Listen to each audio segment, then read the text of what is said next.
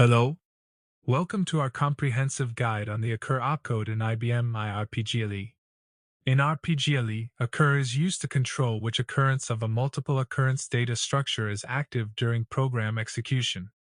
Let's dive into an example to understand this better. Here, we have a data structure DS1 which occurs 10 times. We also have fields FLD01 and FLD02 within DS1, and variables x and n to control the occurrence. The occur operation specifies which occurrence of DS1 should be active.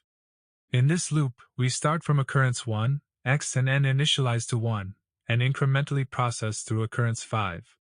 Inside the loop, FLD01 and FLD02 are assigned values based on the current occurrence number x.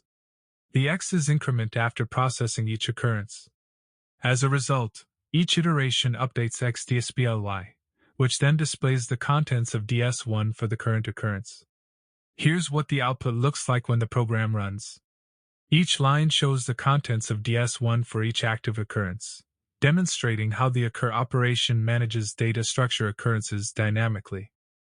Experiment with different scenarios to leverage the flexibility of multiple occurrence data structures in your applications. Thank you for watching our video tutorial on the occur opcode in IBM RPG by Programmers.io. We hope you found it informative and useful for your programming tasks.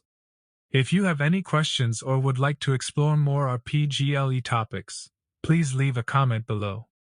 Don't forget to like, share, and subscribe for more IBM programming insights.